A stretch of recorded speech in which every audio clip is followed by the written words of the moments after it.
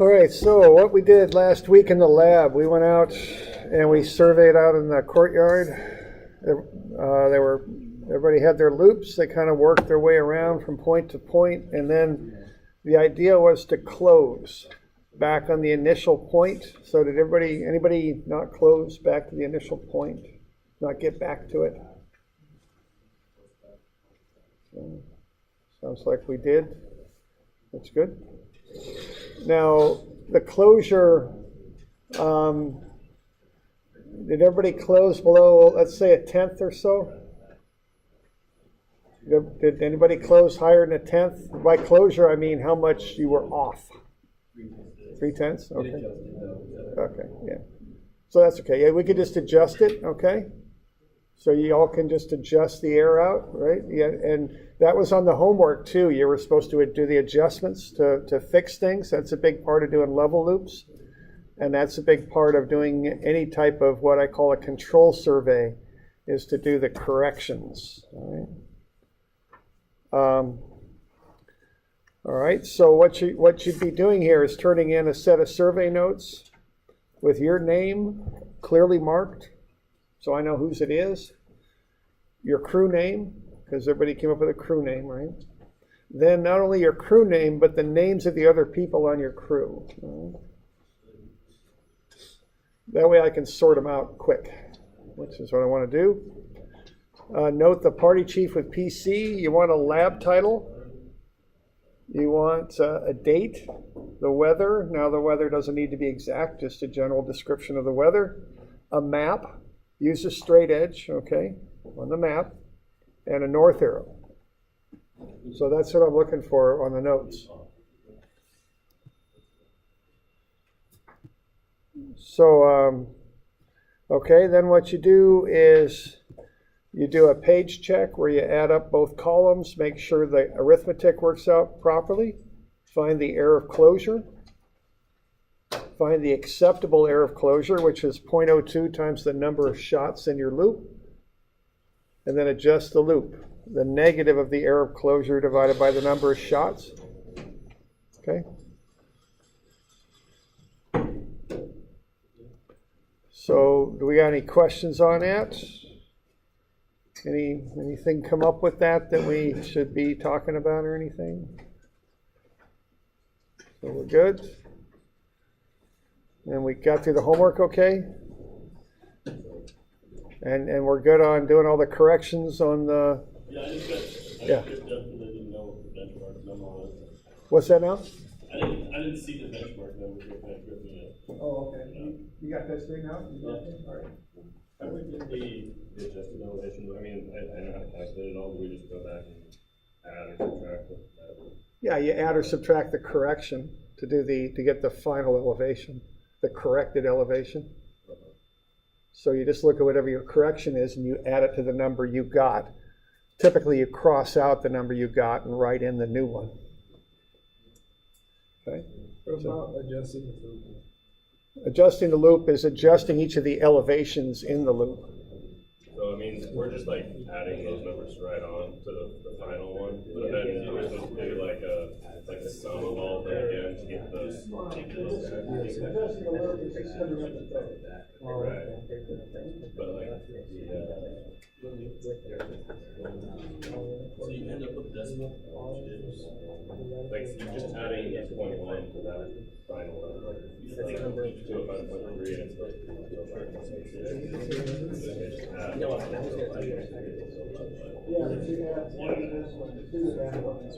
Right, so we should sum them or no? You got your correction. It would cycle back through it.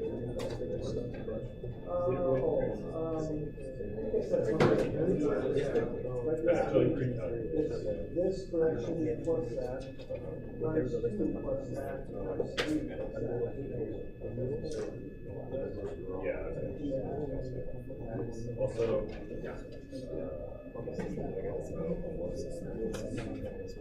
Like the correction increment that we have into admins, you know, like your elevation is what's going to be. So I mean, it could influence that different experience. Well, the assumption is the same error accumulated in the error.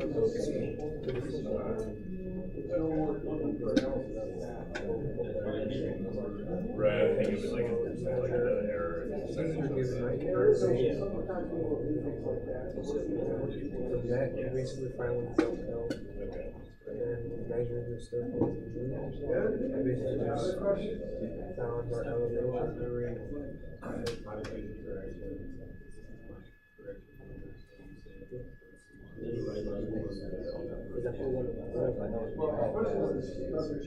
Yes, I mean you just you just add one onto that to make your settings, right? It's not because it's actually 205.6. Our foresight was 2.36, right? Yeah, 205.6. Yeah, so Accumulating. 241 minus the There's something on the test and all that, so just be sure, you can do it. I mean, it's standard set of adjustments. and then it's 238.56. Now, one other thing I'll mention, and I just saw an elevation that looked like this. Now, this time I may not take a point off of it, but on your level loop, is that a good elevation? What's wrong with that? It needs a 0, yeah. Okay. And I just want to emphasize again, I'm not just some academic trying to nitpick at what you're doing. People in industry care about this stuff. It matters to them. Because what surveyors do is they measure numbers for a living. I mean, that's, you know, so they get very, very particular about how they do it because it's the one thing they do for a living. So that, you know, and eventually I'll start taking points off for this stuff. I'll try and train you first for a week or two, but you know, don't write a number out like that. That's just not correct, okay? If you measured it to the 100th, it's 203.60 is what it is, okay? All right? So why don't you just turn all this stuff in on Thursday if you want, okay? You can look it over and fix it up and turn it in Thursday. Well, let's do it that way, okay? All right? We good? Okay. Now, let's have a look at some of this data that we collected. It took, of course, I had to get it from you and work with it a bit. And I think this might be it. Escape. Yeah, this is it. So why don't we all, because you can turn that thing in a little later, so why don't you kind of pay attention to what we're actually doing here, maybe. Okay, so let's do that. And let's zoom your document. Zoom. I don't think 100%. Do I have no option to, custom. Here we go. What, can I get 130% out of that, do you think? Maybe. Okay. There we go.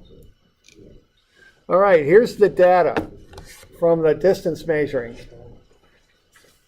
So let's look at this. So what I did here, this is point number 1. Here's 4 crews that measured it. Do you see any errors on that? Now, now for starter, do you see error in that line for point number 1? And by that line, I mean this line right here. Do you see error in there? Yeah, there's error, okay? Always is. Now, the average is 30.37. Do you see any mistakes in there? Obvious mistakes? I don't. That's just a reasonable error for beginning chainers. Chaining's a hard thing to do. Yeah, question? Where do the zeros come from? The zeros are because I need a spreadsheet, and I do this all different ways, all different years. So the zeros are just, in there in case I need to fill them in with something. So the zeros mean nothing, I guess. Oh. All right. Okay, so that's just reasonable data for beginning chainers. I wouldn't much like that if I had an experienced crew that gave that to me, but for somebody learning, that's plenty good. Okay. Here, Yeah, it's reasonable. You know, notice if I had to report a data information, I'd report the average here. That's what I do. Okay. Next one. You know, half a foot of swing on that, right? Not bad. Well, you know, not the greatest, but not bad. Another not bad there. Let's look for something that might have some problems. I think there's one problem here. Do you see any mistakes in these two? I see one mistake that I would guess happened. What's that? Yeah, right here. What happened with that, do you think? Look at the numbers and look at the other numbers. They swapped, yeah, that'd be my guess. I don't know that, but that would certainly be my guess, okay? So that's a mistake. This other stuff, those are just errors. I expect those to occur.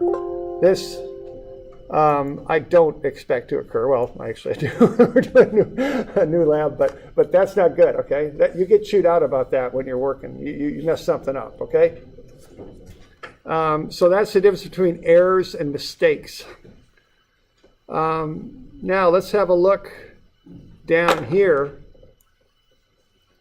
Here's all those measurements on that long line that we did. See anything there that looks a little funny?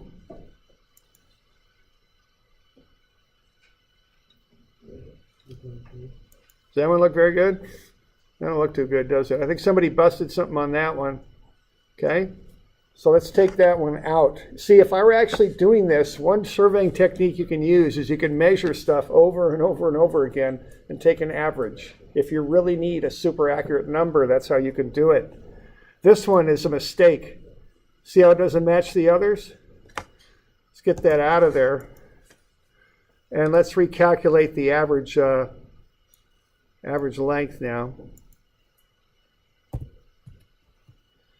128.83 is the average length. What was the actual, what if I shot that with an EDM, which I did, which probably was not a pretty good number. That was 129 flat, wasn't it? See how that's pretty close to the average that you all got? Okay. So the one thing I want to get you to get out of this is the difference between an error and a mistake. All of this data has errors. That's fine. The mistakes are not fine. Okay. Now, how about this this stuff here? Those were actually northings and eastings that you measured, and they were actually eastings and northings is actually what they were. I had those things set up a little differently than I thought, so I'm pretty sure that was an easting and a northing, and that was in a coordinate system called a universal transverse Mercator system. So that was an XY coordinate system based on meters. So that was measured in meters. So these are the eastings here. Okay. And then what I did, see, the accuracy on this stuff was not particularly good, right?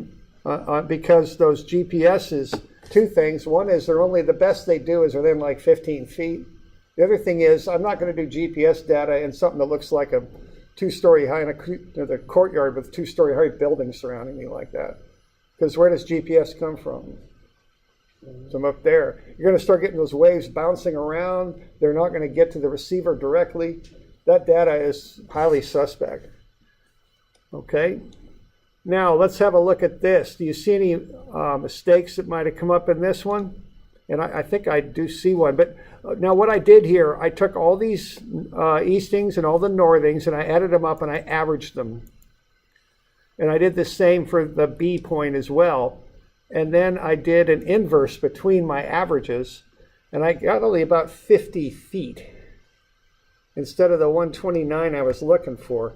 Now that data that we got was not very accurate, but boy, that's a little bit out of whack. So I might have to zoom out. I hope you all got good eyes. Let's see.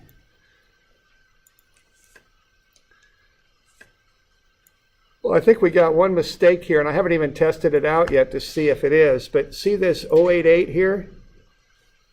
That almost looks like it belongs up here. I think maybe 1A and B got switched on this. I think it's the third row down is what I think. So what if I take that out and copy that over here? How many do I got? 1, 2, 3, 4, 5, 6. Is that 7 across? Yeah, it's 7. 1, 2, 3, 4. Darn it, that's not going to do it. 1, 2, 3, 4, 5, 6, 7. I'll put it over here just to get it out of there. See, this one kind of looks like it belongs up above. Let's look at the third one down on the top group. Does that look like it belongs down below? 45 and 11. That 45 is still a little out of whack, but it sure looks better than what we got. Seeing this one here? You all with me on what I'm saying here? It looks like an A and a B got switched to me. So let's assume that occurred. Let's give that a run and see if we can't, let's see, why don't I save this thing first so I can go back to the original if I need it. So I'm going to take this third one down and I'm going to cut it. I'm going to put it here. And then I'm going to grab this one. I'll cut it and put it up here.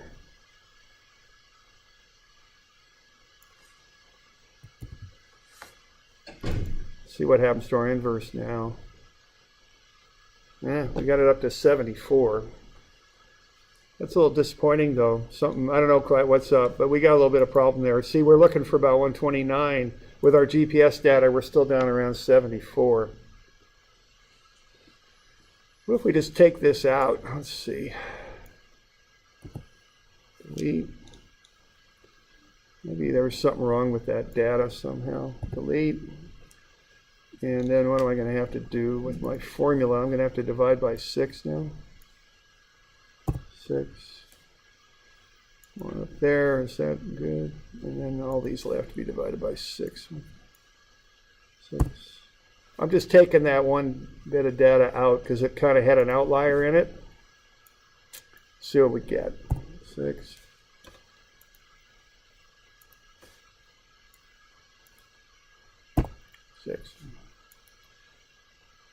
There we go. Or no, we're worse. Okay.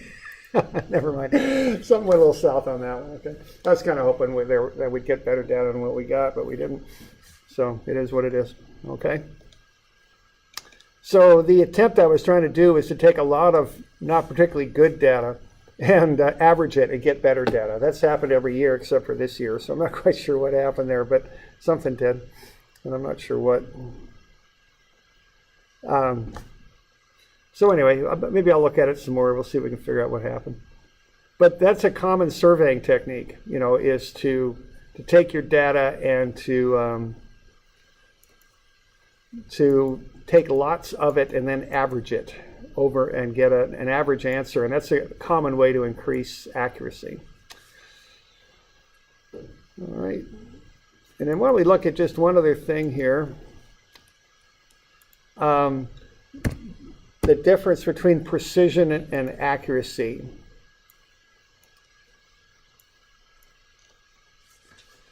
Now, which data looks more precise?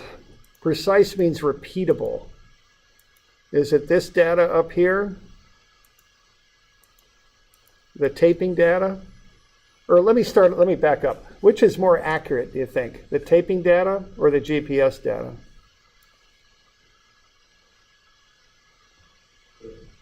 Yeah, I'd say taping is much more accurate, okay? For that scale, taping is much better than using GPS data.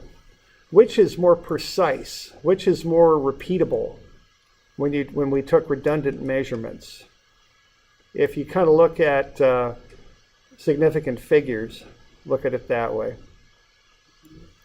Yeah, the GPS is more precise because each one of these numbers comes at 4909, and then the last 2 digits are the ones that vary. Okay, here they're all 49371, the last 2 digits vary. But the taping data is not as precise, okay? So in surveying, what we try and do is use whatever equipment we've got and use it in a precise way. But precision doesn't always equal accuracy. It depends on the equipment you're using and inherently how accurate it is, okay?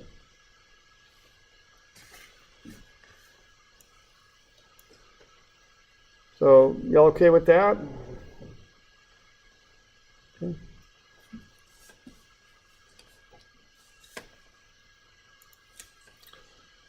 All right, so that's just a little bit on that data.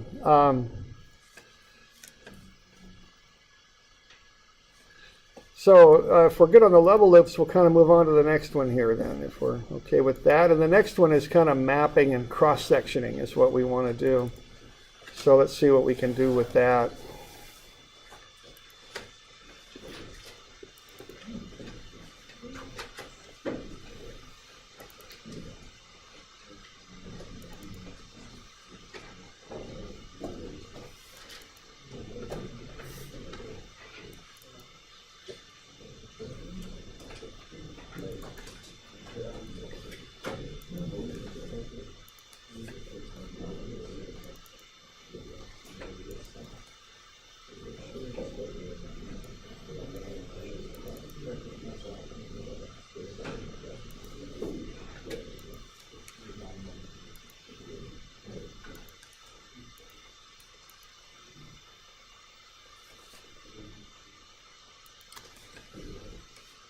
So what we'll look at here is cross-sectioning. That's section 400 in your book.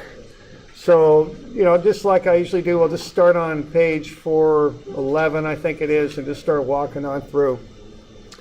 So our goal here now is to make a map. And what we've been doing here is kind of covering dimensions, you might say. The first week we did distance measuring. And so that's one dimension. Then we did levels. That added a second dimension. And now we're going to do cross-sectioning, which will add a third dimension. And that's how many dimensions we got here in the world. So that should be enough to make a map. So let's have a look at doing that.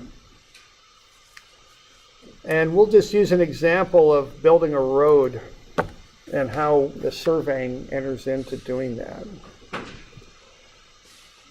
All right, now what you're seeing there is a berm. A berm is a pile of dirt that's long and thin, kind of like a long, thin hill. That's a berm that is on the very south end of campus. That's that road, Ellingston, I think it's called. You know, if you're coming in from Corvallis, you'd be starting in here and coming around and turning left onto campus. What they did here, you know, is when they built the parking lot, they probably scraped off what they call the unsuitable material, the soil on the very top. You don't use that at all when you're doing any sort of building because it's got organics in it. It's got a lot of compost and stuff like that, peat, so you get rid of it. And so a very nice thing to do if you're a contractor is to have somewhere nice and close to get rid of stuff like dirt that you don't want to use. Why do you suppose you want somewhere nice and close to do that? Cost, yeah, because if you got to take it 10 miles down the road, you got to put it in a truck and pay for the truck's time and pay for the gas and pay for the person driving the truck. You don't want to do that. So, you know, if you're a contractor, you always want to find places where, one, you can get dirt that's nice and close for what you want to do with it, and two, where you can dispose of it. And I even, I dealt on a job once where somebody bid it pretty darn low. It was topsoil, and it just turned out they were building a parking lot right next door where there was lots of peat. And what their little sneaky thing to do is to take that peat out of the parking lot and get rid of it and take it next door to our project and say it was topsoil and dump it down there. That was their sneaky little thing to do.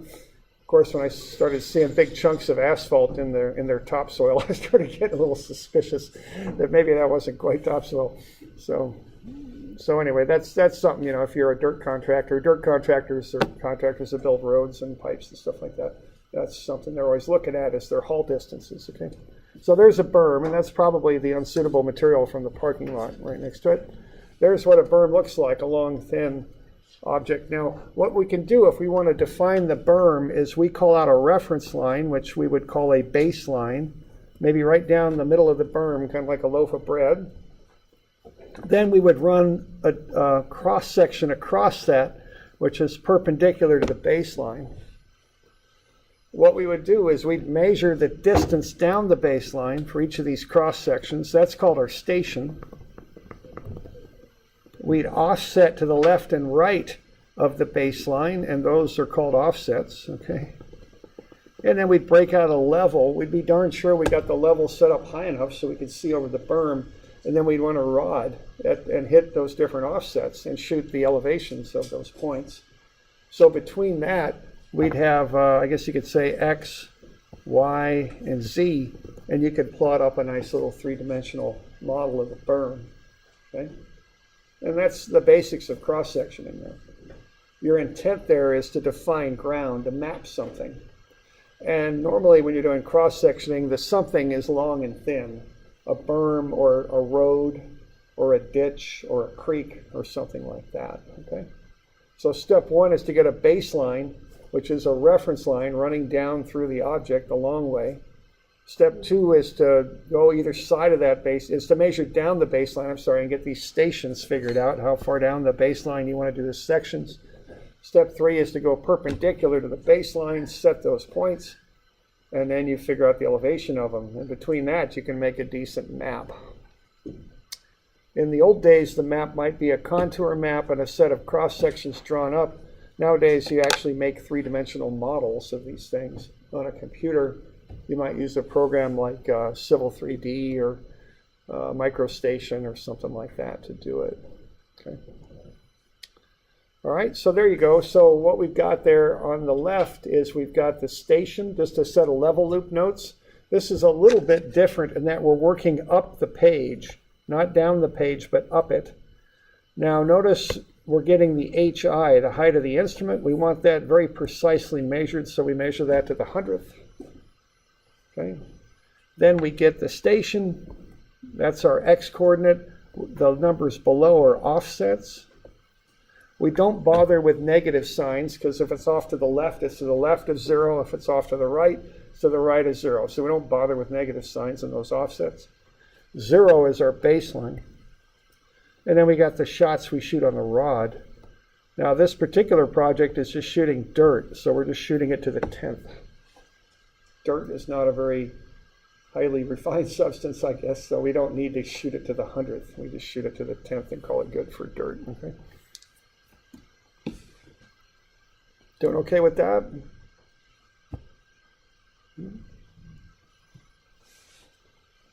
So we can use these cross sections for two common things. First is they're base maps for design work. So if I want to know what that berm looks like because I'm going to do something with it, or I want to know what the ground looks like under a road I'm going to build, I would cross section them. So I have a base map to work with so I can design something on it. The other thing you do with this is you calculate volumes of earthwork, which are dirt, cut and fill for projects. And there's computer programs that will do that. But you need data to feed into the programs. Okay. Now, let's say we're going to design and build a road.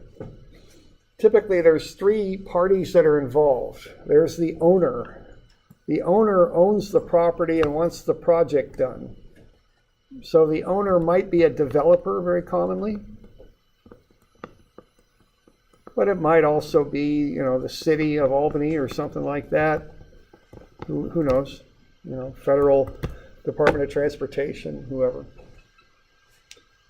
Okay, now what they do, they go out and find themselves an engineer. Now what the engineer does is design the project. Normally the owner doesn't have the technical expertise to do that, so they hire somebody to do it for them, their engineer. Now the engineer does more than engineering. Typically, now every project can be a little different, but typically the engineer does the surveying, the design surveying, and then something called grade staking. They do the design work, and they also inspect the construction. Okay. Now, once the thing is designed, the engineer will put out a contract, typically, and the contract will include the blueprints for the job. It'll include specifications, and contractors will bid on it. The contractors are the people out there who build the road. If you're in the CEM program, your career is probably going to be a contractor type of person, okay? You're going to build stuff. And you're one of the three parties in these projects. You're going to bid on that contract. If it's a government project, the qualified low bidder gets the job. Okay. So you're going to build the project. While you're doing it, the engineer is going to be inspecting what you're doing to make sure that you're meeting the requirements that the owner has, that the fill's compacted properly, that there's enough asphalt out there, et cetera, et cetera. Okay? That's generally how these contracts work. Now, there's variations on those, on that. There's some companies that'll both engineer and build. You know, there's different ways of doing it, but that's the general approach. Okay? So let's say we're going to build a road from A to B. First thing we do is we look at a route. We'd kind of look at a map of the project. Back in the day, we'd be using aerial photographs and all that. Nowadays, we'd probably be using GPS, or GIS, I'm sorry, GIS. If any of y'all are taking that GIS class, that's what you'd be doing with it. You'd be looking at an actual map with land ownership and zoning and what sort of land and soil you've got and all that. You look at different potential routes. Let's say we decide on route number 2. Okay, so we're going to go with route 2. Okay, now the next thing you do is you run a line along route number 2 and you survey it and station it. You want to know how long the line is? And so you start laying out what we call stations.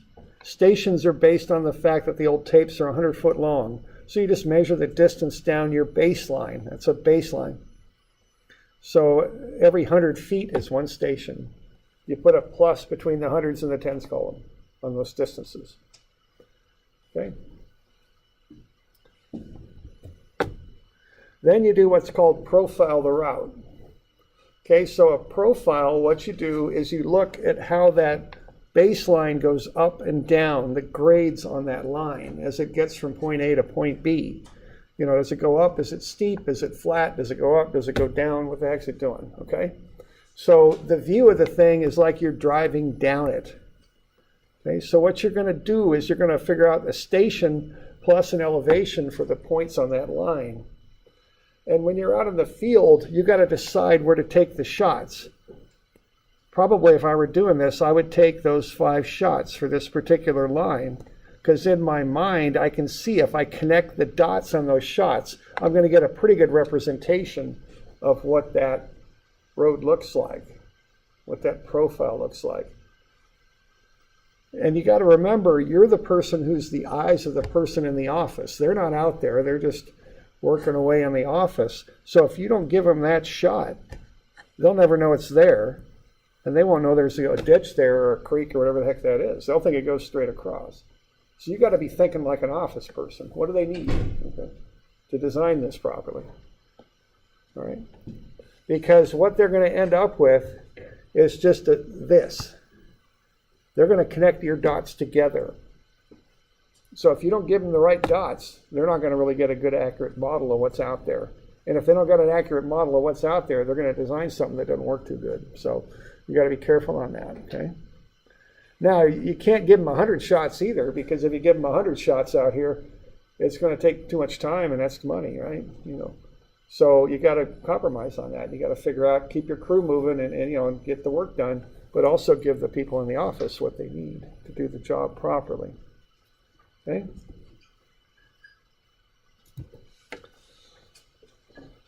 Okay, once you got that, we just don't want to give them the line down the middle, the baseline. We also want to extend out to the left and right and give them data on both sides if they're doing a road. They don't just design the center of the road, they design both sides of it. So that's where we cross-section. So we're going to go on both sides. So now we're in a bird's eye view looking down. Okay, and we're going to extend out both sides, and we're going to take some shots on that line so they can get that defined pretty well. Okay? You all okay with that?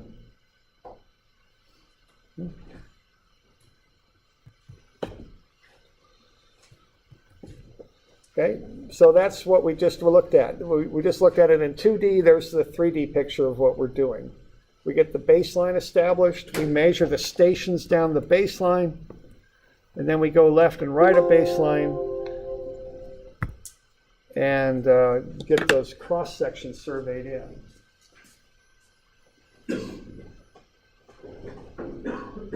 So by doing all that, we should have a pretty accurate three-dimensional model of what's out there, okay?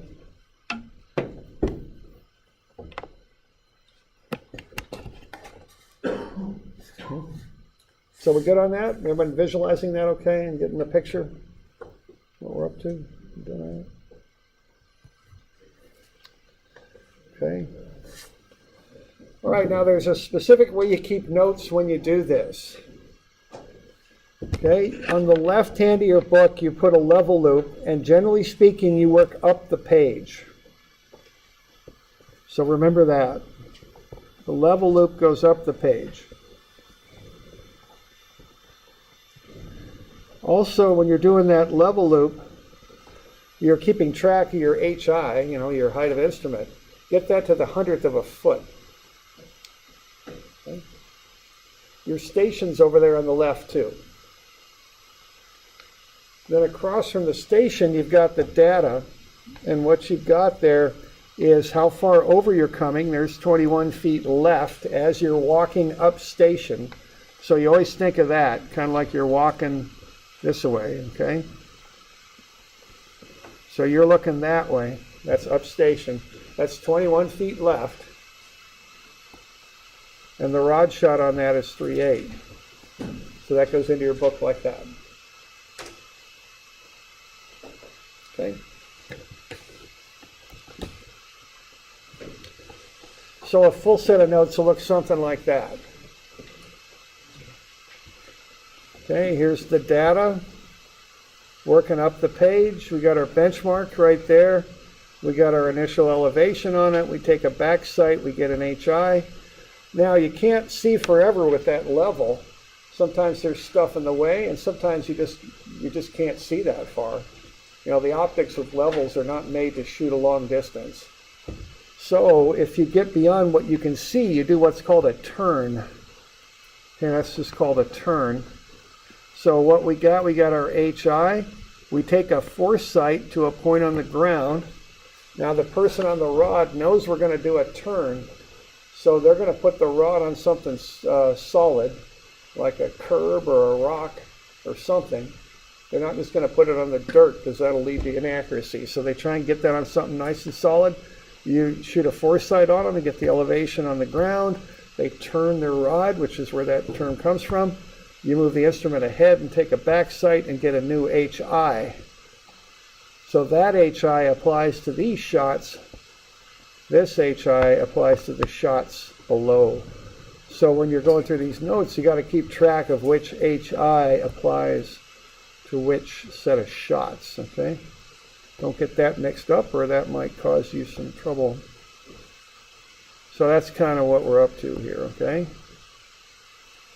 So remember to use the proper HI with the proper set of shots. Okay, so we're doing a level loop on the left-hand side. We're working up. We're shooting it to the 100th of a foot. The right-hand side, in this case, are just being shot on dirt, so we're only shooting them to the 100th. Notes are written working up the page. Also, we leave space between the lines. Okay? You good?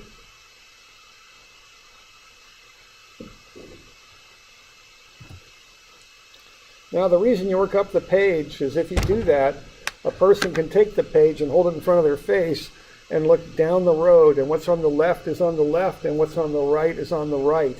It works out well. If you don't do that, if you work down the page, left and right get crossed, and the data's okay, but it doesn't look right. So if you work up the page, if they hold the page up in front of their face, it's like they're looking right down the road. Everything's where it ought to be. It all looks good. If you work down the page, it won't work out right. Okay? So that's the reason for working up the page. Now, you've got left where it belongs and right where it belongs. You got a nice little map there. Party chiefs, in the old days anyway, used to have time when they were doing this. This was done with 4-person crews. So the party chief just kind of sat in the truck and told everybody what to do and kept the notes. So if they had time, they'd kind of draw up a little map. See, if you got some driveways in there, you got trees, fence, whatever the heck you got, put it in there so the designers know it's there, okay?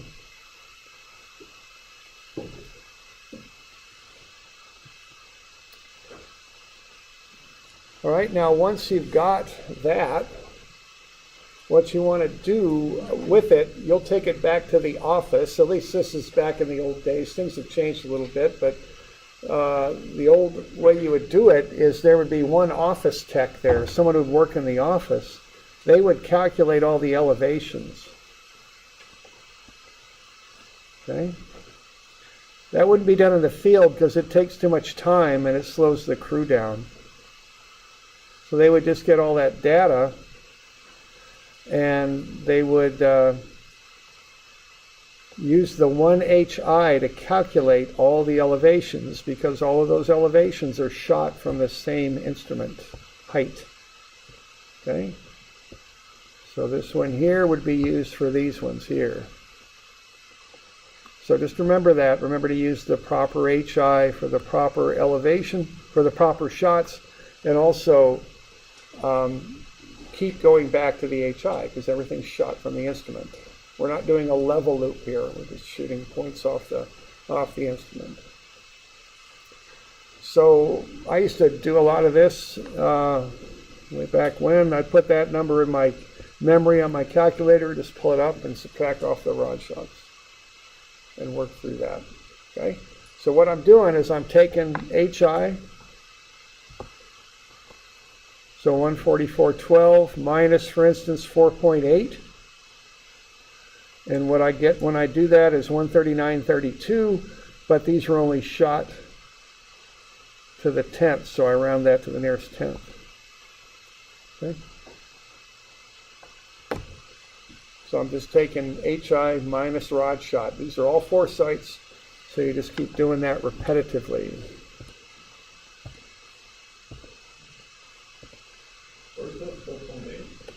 4.8 is the rod shot, right, that I boxed in there. It's just one example of many numbers. And then the 5.3, is that this one?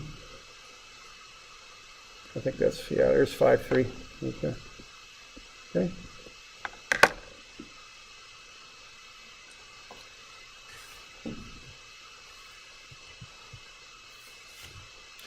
And then once you've got that data, you can plot up the rod shots. Okay? And plot up cross sections. Going up the page again. So you just go over the offset distance, put a scale in here for the elevations. Now that scale I've got there is, I've got 1 inch is 5 feet. Oops. So what I'm doing here, so I'm going 1 inch equals 5 feet. So I measure an inch out and mark 5 foot distance. Going this other way, I got 1 inch equals 20 feet. So I don't use the same scales horizontally and vertically. I use different scales. I just lay out an inch and mark the feet on there. Then I just plot up the points and connect the dots. And I get the cross sections. Okay, like that. That tells the designers at each station what that road looks like. Okay, then they'll go to work and design it. Okay. So it's kind of like you're just flipping cards as you walk down the road and seeing what each of those sections looks like as you go. Okay. Doing all right with that? Okay. So we're working with different views. The profile view along the length of the road, top view looking down on the cross sections, and now we're on the road looking down the road at the cross sections. Okay. So if they're going to design this thing, they'll probably start with the profile and put a nice smooth line in there. You know, you don't want to run people down a ditch when they're driving. You don't want them having real steep grades. You kind of cut and fill and get a smooth line in there. Then what you do is you pull elevations off of this line and slap your cross sections on there. So now I've got the picture of the road there on those cross sections at the elevations pulled off the profile. So I can see what the effect is of putting those cross sections in there. Okay, so here I've got some cut, so that's cut in there. I'm cutting the dirt out. There I've got fill. I'm going to bring dirt in. Okay. And you can see what the effects of that are. You got to kind of play with your cross sections sometimes. If you only own, if your right of way for the road, the publicly owned land is only that wide, you're going to have some trouble right there. You can't go on someone else's property and start cutting dirt out of there. So you might have to adjust your design and bring this up a little bit so that it doesn't extend so far off to the right and cut into somebody's property out there. So you got to play around with it. It's like a little geometry puzzle, and you got to figure it out to make the road work. The most challenging ones are when you've got stuff out there already, homes and fences and property, because you got to work around them. If you got nothing out there, it's a lot easier. Okay. Okay. Okay, there's a set of road plans. There's a cross section. It's called the plan view up here. Profile view down here. The top view, you know, if you're a drafter, that's a top view. That's what we call the plan view. Profile view is kind of a side view. Front view is the cross section. Might think of it that way. The scales are a little funny, but that's basically what it is. It's an isometric drawing. Okay.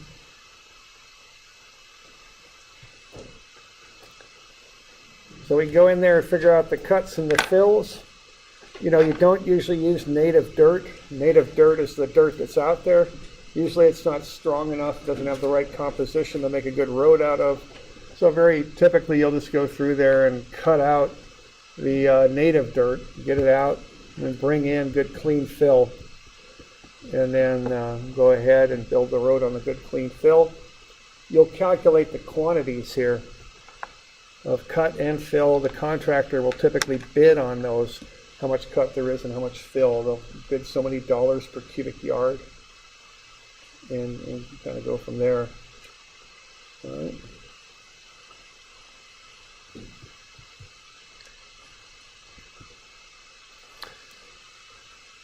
All right, why don't we take a break here? If we're doing okay, we got any questions? We'll take a break here, and then we'll come back. We'll go over some more of this.